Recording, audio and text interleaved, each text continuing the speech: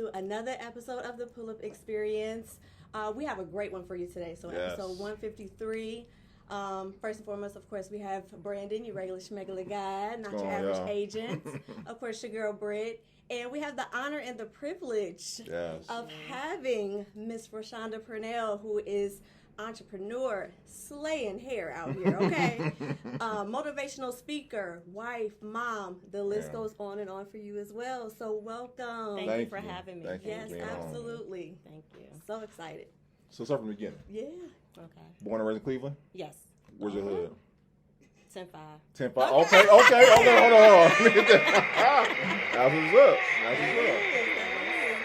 So growing up, were you a person everyone came to get their hair done, or how did that go? Well, I used to go to the beauty salon, and my dad did hair. Let's start back. My father did hair. Okay, so it's in the blood. Yeah, it's in the blood. So my father did hair, and I would always go to the beauty salon. And I would come home, and when I got older, it would be filling in my hair like, okay. So I never would go back to get that same style. I would always get different styles. And I just started doing my own hair when I was a kid.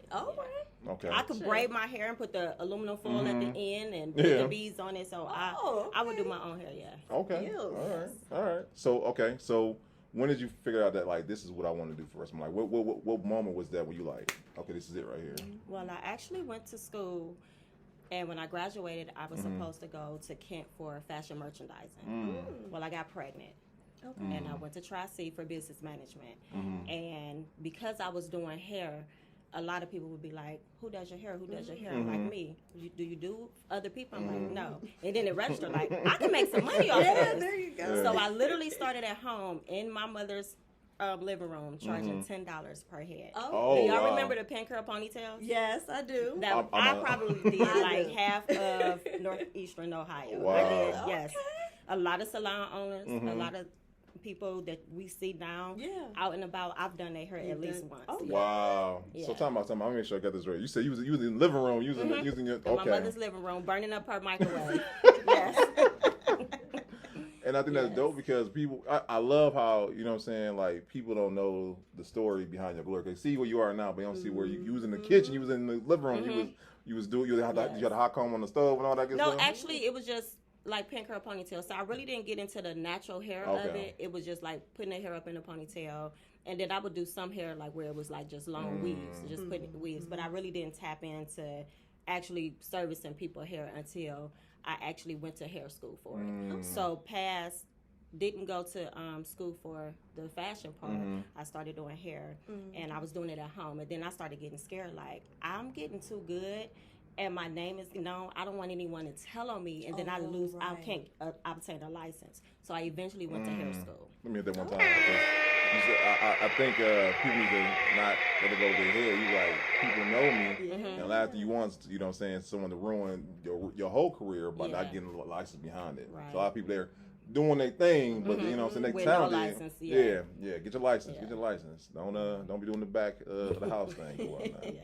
So no, that's what's up. Okay, so let me ask you this then, because it's a difference between being a stylist and it's a difference between being a salon owner. Tell us about that transition when you said, okay, I'm no longer a stylist, I want to be a salon owner. What was that transition for you? What did that look like?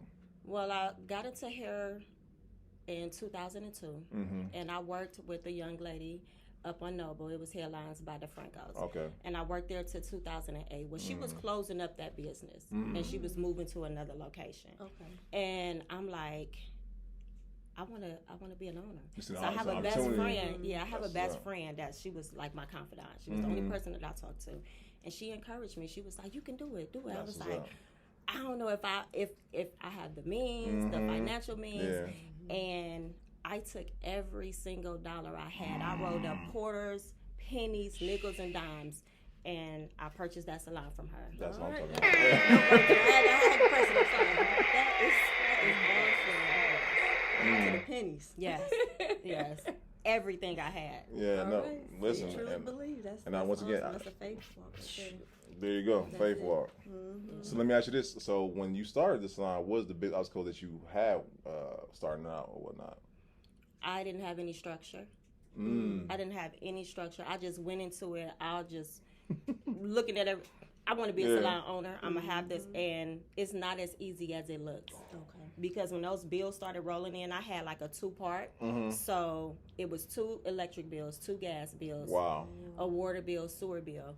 And when them chairs wasn't full, I still had to figure out. Thank God I was the stylist in the salon, and I didn't just own it. Right. Because everything I made behind that chair, I still had to invest back into that business. Yeah. Wow. And it was a time where I didn't pay that whole light bill. One of the sides was cut off. I mean, laugh, but that's real. Yeah. That's real. Yeah. That's good stuff right there.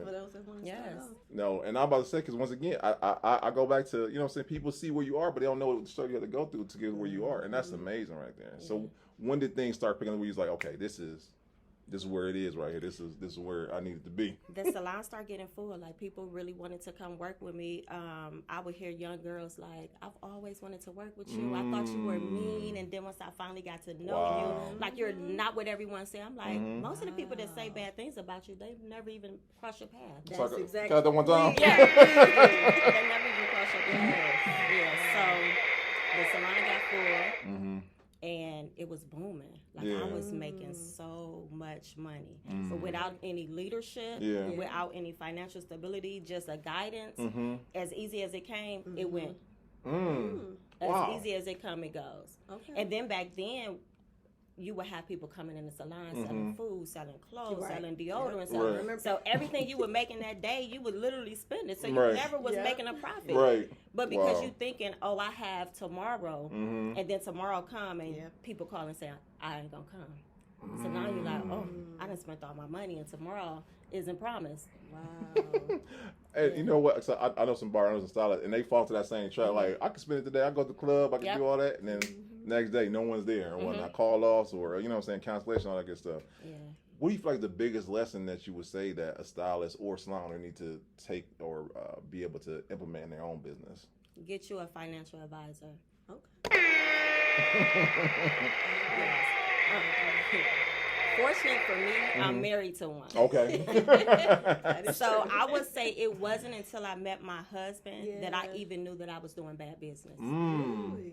Okay. All these years, I thought I was doing it. I thought I could afford the car, afford the house. I never got a repo, never got a disconnection, kicked out or anything. But when I met him, he was like, you're living in this home. Most people on this street is a 2-income household, and you're spending all this money. My rent was $1,350 or $1,335. Yeah. The salon rent was $1,650. I was in that salon 1 month shy of 10 years. Wow. So I've invested and bought that building multiple times. And my home. Wow. And that's just 2. That's just the rent. Right. That's not my car note. That's not all the light bills I said I own, all the sewer, water, everything. The telephone, the internet, everything you have to take into consideration. Yeah. Ooh. Wow. No. And I love how you said you paid it over 2 times. A lot of people don't understand that concept right there. Yeah. And I think it's been we more focused on. We might be focused on the marketing, we might be focused on the clientele. We're not focused on the financials. Yeah, they can make or break your business and whatnot. I used to have a guy who used to come past the salon and always ask, "Did I need to have like finance?" Like, I can't afford that. I can't afford that. And actually, I really could have, but I didn't. Growing up, I didn't have anyone, so I was the first person that actually stepped out and did this. Like I said, my dad did hair, but he never owned a salon. Right. He always worked in other people's salons. Right. So before he passed away, he was in a nursing home, and so he didn't have anything to pass down to me. So I literally had to grind and get it all on my own. I didn't have anyone that I could look up to even ask, what do I do? Wow. So now we have so many people out here that can help us. It's like, you don't have to keep on bumping your head. You can just go ask someone to be your mentor. Sometimes we fail to realize that as well in the line of business, whatever line of business, that mentorship really can help you to avoid some of the pitfalls and obstacles. No, that's good advice. Absolutely. So, Mitch, what's the biggest lesson that you would say that you learned while running your salon that you take into your lessons going forward in life? Like I said, that financial advisor, my biggest lessons, I would say when I had to close down. I closed my salon, and it was the best thing. Like, a lot of people that's in business that has to close, they worried about what someone else gonna say. I was just worried about me. I was like, it wasn't about what everyone else was going to say, because I knew I had to do it for me. I had invested so much time, and I literally kept that place open for other people. Because I wanted to give back to them. I'm like, they've been with me since the start. So I literally gave my life to that salon 2 more years extra that I knew I shouldn't have. And if it wasn't for my husband pushing me, like I say, I should have closed up 2 or 3 years before that. Because my structure wasn't in place. My financials wasn't in place. I wasn't even though I owned the salon, I didn't have a business mindset to even be employing people to. And I just have to be honest. A lot of people just own stuff, but you may need someone else to fill that gap to be that business person. Wow. Like, that wasn't me. That's a whole and bar I'm still right growing as I'm still in this industry. I'm still growing every day. Yeah. No, that's good. Because I think a lot of people, they, like you said, they want to own the business, but they understand the concept of a CEO, you know? Yeah. They want to, you know, wear the ego and not saying ego, but the idea this is my business, this is my baby, but knowing that you might need to have someone in place with the financials, with everything that you're not equipped to, not saying handle per se, but you don't have the training in or whatnot. So no, that was good. me. I had zero training. Zero. No, that's good. Yeah, my husband fought me tooth and nail. When I told him I had 38 credit cards, he was like, "What in the world?"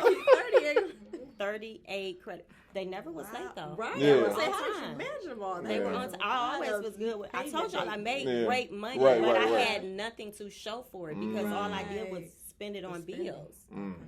So now I'm in a position where I'm saving. I'm investing into my 401k. So that is like the biggest lesson for me to now if I get back into another business, I have everything implemented in place to where I can have a better successful business. That's good. And it's not ran just like a corner store. It could be a professional atmosphere, a professional business. Yeah. That's because just because you have a business doesn't mean it's professional. Top episode. Top episode right there. No, that's good stuff right there. So let me ask you this, because while you had a salon, you know, I want how you balance, and I hate using the word balance. I want to say how, because I learned on the show that is not such thing as balance. There is more so shifting, you know, because you shift from being a business owner, you shift from being a wife, you shift from being a mother. How did you handle those shifts when the time came during your lifetime? In what part? You're right. That's like a great question. In which part? Let's say because I had a great, what can I say? I had great people in my life. So while my son was I have a son. So while he was growing up, and I was in that life of being at the salon from sun up to sundown, I had someone that had my son and could watch my son. Now I would break from the salon, go pick him up, take him to daycare, come back to the salon, pick him up, take him home, and I would do that daily for years. So I had a great support system. That's good. So I didn't struggle in that area. And then transitioning to being a fiance, a girlfriend, now a wife is because he supports me, it's easy for me. It's easier. Come on, you gotta have a great support system. And like, I love how you said it, because I don't think enough people put emphasis on that. Like, there's nothing self-made that we learned on this podcast. There's self-made. Someone helped you along the way. Exactly. Even if I said I have no place to stay and I only have $500, well, whoever was letting you stay in their house, sleep on their couch, drink their water, use their bathroom, those people helped you. They may not have given you financial, but they helped you in some type of way. So you're not self-made because you couldn't just do it on your own. Someone encouraged you, pushed you, spoke into your life. So you definitely had help along the way. You have to give those people credit. Stop taking it all for yourself.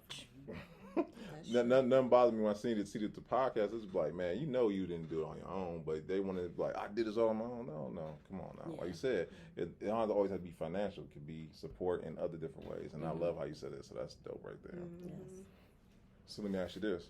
So while you were in the salon, while you were transitioning as from a girlfriend to fiance to wife, what do you say was the thing most that, how can I say this, that you found not support. Let me rephrase my question.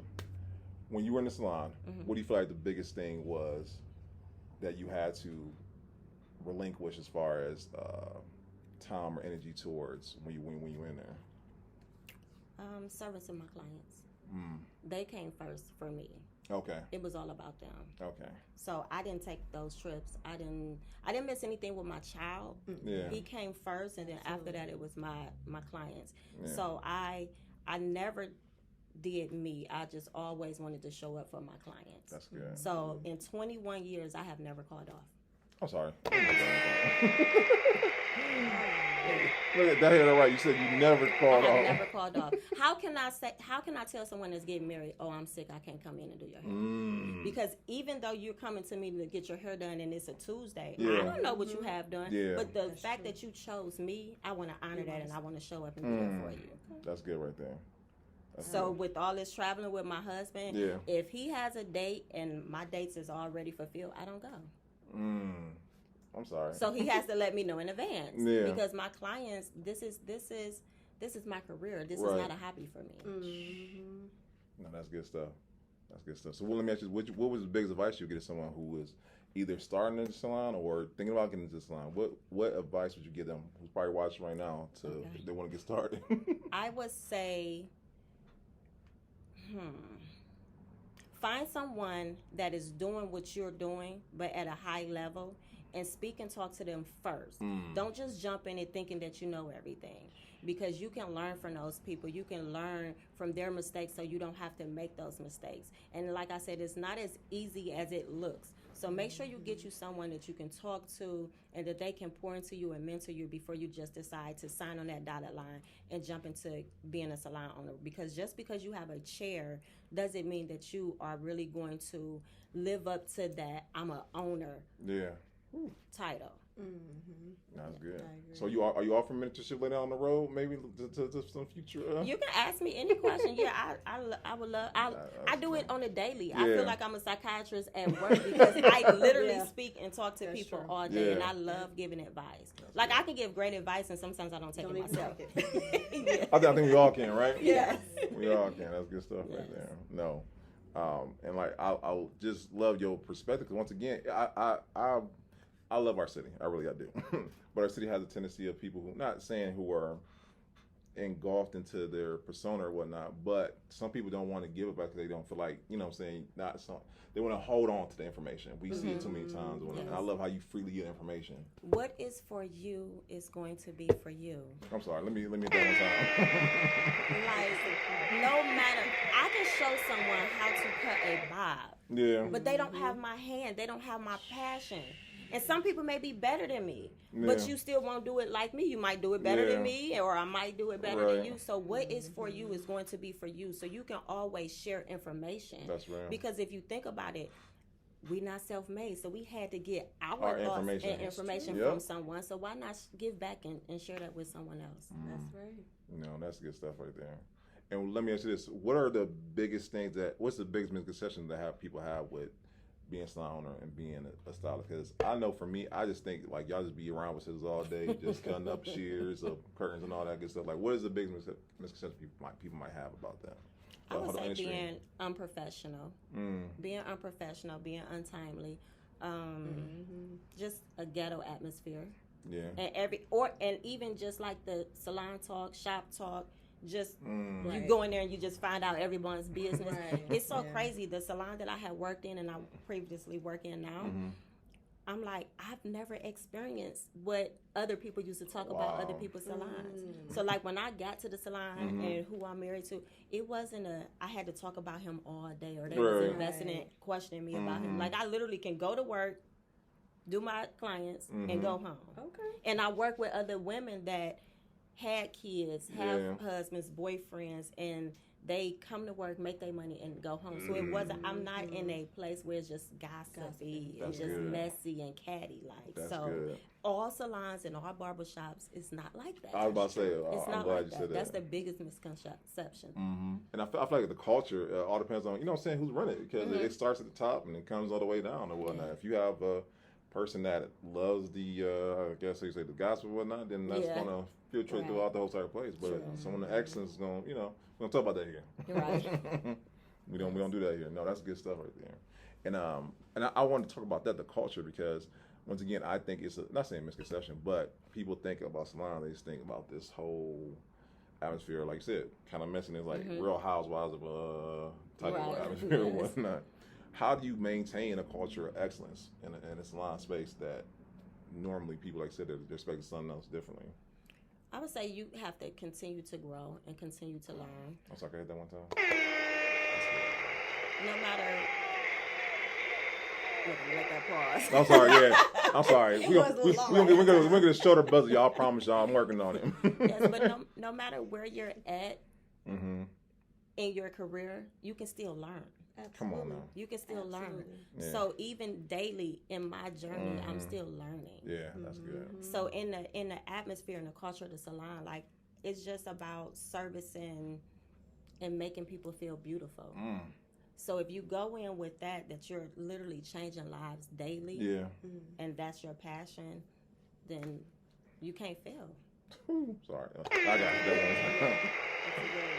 That really is good, man. I do have a question. So in the times where we just all know as entrepreneurs, you hit your times in life where everything just seems to be too much. In those instances, what kept you going in times where businesses, maybe you're having a lot of cancellations, maybe, things are overwhelming expenses wise, like what kept Rashaunda going? My faith. There's no way that I could be here 21 years later with everything.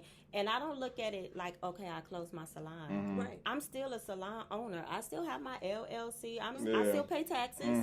So I'm still a salon owner. Yeah. So it's my faith because God has gotten me through some tough times. And I just had to keep on going. And then I had a kid that was looking up to me. So I couldn't fail. Can't give up, no. I couldn't. That's good. True. Yeah. No, that's good stuff. Okay. So I want to get to our staple questions. And everyone knows I love my staple questions, right? Because these are the good questions that people want to know. And this is, as everyone knows, we built our podcast off of this, the notion of Cleveland, right? There are phenomenal people in our city. And I love to see what we're doing as a community as a whole city because we're collaborating more than ever. But unfortunately, our city has a stigma of not collaborating. What do you feel we need to do to be able to change that stigma? Step out our comfort zone. I won't stop hitting that thing. I'll be hitting all day. We have to step out our comfort zone and stop being so scared because you never know what's going to be on the other side if you don't actually take that step. Oh my gosh, that's good. And you might run into some no's, you might run into a lot of yeses. You might run into someone that actually really want to collaborate with you. And you just, like I said, what's for you. So if someone steals your idea, I always look at it like this. It wasn't meant for me. God said that's not for you. He has something else planned for me. So I don't ever really look at it or feel like, you can just take it because whatever's meant for me, God is going to give for me. And he's going to make sure that I have the ability to keep it. So. Yeah. And I love how you said, because I think that, what I'm saying, if we all that mentality, then we wouldn't be afraid to collaborate with just whoever. Or whatnot. And I get it as people, we want to be able to say, this is mine. Like you said, I love it. Hey, you can have it, brother, because I know if I have one good idea, I can have another one. Right. You know what I'm saying? You're not going to be executed the way I was able to, or, you know what I'm saying, whatever. That's good stuff right there. Yeah. And I apologize, because we talked about the past, talk about the present, let's talk about the future. Okay. What does the future hold for you? I would like to get back into a salon, brick and mortar. I'm a little scared. Okay. Only because it's so many salons in Northeastern Ohio. Yeah. And now it's like law, so everyone want to be their own boss. Yeah. But I love working with people. I don't really want to just be by myself. So that's my fear of opening up something that I can house for other people, and they just like, well, I don't really want to work with people. I want to be by myself. I want to. I feel like everyone want to be a decorator. They just want to open up spaces just to be a decorator. Like when you think about it, like if we're here right now and these flat irons go out, but my girl over here, can I use your flat irons real quick? But if I'm by myself and these go out, I have to either take my client with me or risk them staying there because now I have to leave and go purchase a new flat iron. Right. Or it's after hours and now they're gone and I don't have any more, so what do? We got to come back tomorrow. Yeah. So it's just that I like being around people. I love being around people. And let me ask you, because like you right, I see more and more salon lots open up left and right. Like it's like amazing. Like I remember one time there was like one. Now it's like you go every block, it's one that's opening up. Why do you feel like that is more prevalent more than, like I said, the salon-based businesses or whatnot? Because everyone want to just be their own boss. Everyone just want to be their own boss. And there's nothing wrong with it, because some people should just be by themselves. But I just think a collection of both, like salon laws, or if it can be like we're still open, but then you can still have, because some women, you would be amazed, some women don't like to like de-weave in front of certain people. That makes sense. So sometimes you do need that privacy. That makes sense. Yeah, or you might have a celebrity clientele that don't want to be around a lot of people and have to be signing autographs and stuff. Yeah. So it's kind of tricky in that nature. It's kind of, it's kind of tricky. Yeah, I agree. So I can see if I'm just starting out, maybe I might want to be in this salon where other stylists or whatever. I would want to be. Right. So I can learn from other people. No. I would definitely want to be. If you're brand new into the industry, I would definitely step into working with some stylists versus going by yourself. No, that's good stuff right there. Let me ask you this: so, if I'm just starting out as a stylist, what would you recommend I would do to start gaining clientele? Because I know for a lot of stylists come out of school, they don't have too many clients or whatnot. What advice you get to stylists just starting out? Have business cards. I have been in Aruba. Panama, anywhere in the city, and I would have a business card, because you never know. I literally went to, I think, DR one day, and the lady was from Cleveland, and I gave her a business card. Wow. Like I could be at the pool, and I'm gonna have my business cards in my little purse. So always have business cards, and now they have the virtual business cards on your phone. So I just say always have business cards. If you have a social media page, open it up. If you have a business, why is it blocked? Why do I have to request to buy your merchandise or to get and tell people where you work at? Yeah. I've literally had like a makeup appointment out of town, and they said, the day of your appointment, I'll give you the address. Whoa. Well, I don't know where my hotel is. I don't know how close or far it is from your business. So I think that's crazy. Open up your pages, people. Stop making it private. Wow, maybe it's a mystery of it all. You want the mystery of it all. Wow. Okay. No, that's good advice right there. And I feel like this is the most important part, because I feel like if I am a person that is just starting out in business as a whole, what advice would you give them as far as taking their business from one point to another? Because like I said, you went from a stylist to a salon owner, and that transition. What advice would you give to that person? I say get into business, maybe like give yourself 2 years before you try to branch off into opening up your own salon. I don't break this thing today. Huh? You can hit me. Yeah, thank you. That's good advice right there, because I know they just jump right in, not to understand. Jump off the porch, feet first. Yeah, feet first or whatnot. And they wonder why things didn't happen like they wanted to, because you didn't give yourself enough time to learn the business as a whole. You have to learn the business, because it's not just about making the money. You want to know where your money is going. You got to count your products. You have to know everything. It's all levels within your business. And creating systems too. Yeah. Because and having the right people around you. Like I said, your financial advisor, your accountant, your banker. I know I may sound like my husband, but these are things that he embed in me that I remember, and I always want to share them with other people, because they may not always talk to him. But these are real things that you need to make your business successful. And you're living proof that it works. Yeah. Right. Exactly. Like I said, I know a lot of us, especially us in our community, we know we want to run a business. We don't know how to actually run it though. And like you said, have the system in place, have the people in place, and all that good stuff. So I think we like the glamour, we love the glitz, we love to be able to say we're a business owner, but are you really a business owner? You have the systems in place to be a business owner or whatnot. I think people forget about that part. And if you don't know that, hire someone that's in that field that could be that person for you. Absolutely. Yes. And I think we got to let go of that part of us. Like, we want to do everything, and we want to not spend. We so cheap with ourselves. We want our business to grow so high, but we're so cheap to invest back into our business. No, that's good stuff right there. That's good stuff. Okay. All right. So this is, I feel like, another important one. Legacy. And I know your husband talks about legacy quite a bit, so I'm pretty sure you're familiar with this one. But what legacy you want to leave behind for you as an individual and your businesses that are connected to you? I want to leave. I've never been asked that question. I'm glad we did Baby first. I know, right? I don't really. always think about the legacy part because my son isn't in the industry. Right. So who would I be really necessarily leaving like the hair legacy part to?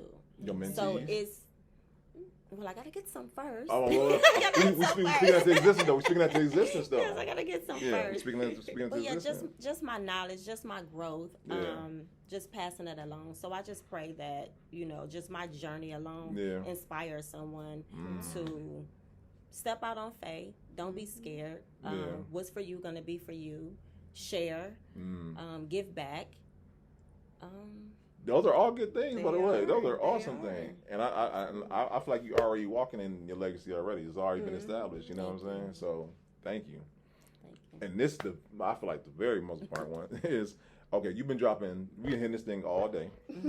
What are 3 lessons you want, or not 3 lessons? What are 3? Because I feel like the best interviews are people should have takeaways, right? Okay. What are 3 takeaways you want someone to have taken away from your interview today? God first. Come on, God has to be in everything you do, or it will not be successful. That's right. Even in relationships, your business, just everything. Just get in your car. He guides you. So God first. I would say collaboration. Yeah. Have to collaborate. And I would say, I don't know. Listen, we dropping them gems though. Get the finance together. Of course, that you have to definitely have great finances. Yeah. No, that's all good stuff. And then, so where can people reach you at or whatnot? Where can if they want to, if someone watching, I know it's a young man, young lady right now watching, they're like, I need to connect with her. Where can they connect with you at? I wish I had an email, not an email, but a website. I'm working on that. I'm rediscovering, about to do some things, so look out for that. Look out for that, y'all. But my social media handle is Shaunda PLS. That's SHAUNDA_PLS, and that's on IG. Okay. And I don't really use Facebook. It's my old name, Rashaunda Palmer. I haven't changed it because I don't use it. And then my cell phone number is 216-401-9324. Listen, y'all. We appreciate you spending your time with us today. Before we go, she might have some things in the works that we didn't talk about. Is there anything that you have, whether it's a speaking engagement where you're going to be speaking at? Or... I will be speaking at WCWI. It's a conference, a women's conference. I'll be speaking in that, I want to say the end of next month. Oh, okay. Or it might be this month. One of these. It's on the 20th. Yeah. And let me see what else. We have a book coming out. Okay, I'm sorry. It's my baby.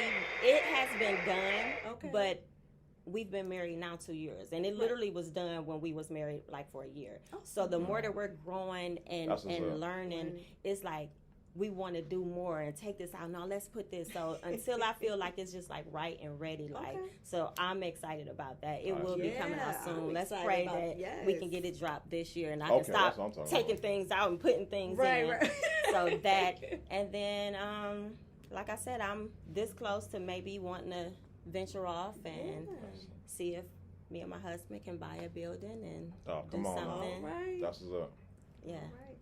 So we'll see. No, that's good stuff. No, and like I said, I see wonderful things coming. Yeah, I'm looking forward to it. Let me know when that book drop. Yes, I will. First one. I will. Yes. No, that's all good stuff. And we want to make sure we want to talk about Taste of Cleveland coming up also. Yes. August 10th. Yes, this Thursday. It's Thursday, Yes, August 10th. So guys, and also 2 wines will be there, by the way, guys. Yes. The kid will be there. They're awesome. These wines are great. Yes, love them. Yeah, so guys, as you support us, please support Taste of Cleveland.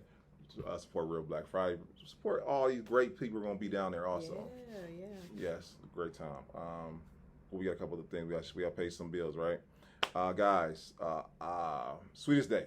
We are going to have our entrepreneur dating game. If you are single, not regular single, don't let nobody see you and be blowing our DMs up, okay?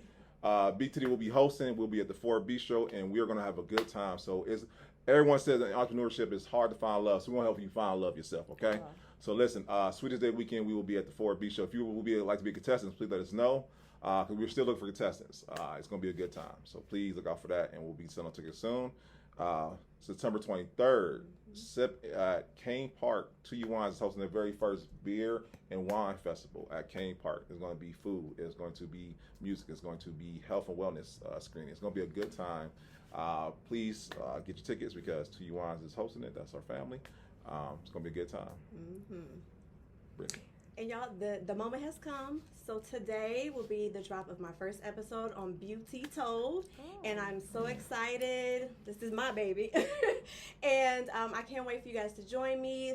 Let's change lives. It's my motivation. I want to make sure that you feel good, look good, and do good in your life. So from financial advice to relational, I'm here to give you my testimony of what I've been through to hopefully help others. So stay tuned. See y'all tonight. And that's good, guys. And as you guys support us, make sure to support her. And we want to thank you for coming on. Thank you so much. No, and we appreciate it. So part 2, when you guys are building up, you will be able to interview. Yeah, we better interview. You both of us. Yeah. Yep. That would be good. That would be it'd great. Be good stuff. Okay. We want to thank you guys for watching, you guys listening, you guys who have been subscribing, liking. It is fantastic to look up, and I'd be like, wow, there's more subscribers. Thank you. You guys let us know that people want to hear great stories like these and want to view them, and it just makes us be able to do what we do. So thank you guys for once again watching, and we'll see you guys next time. Okay, peace. Good job.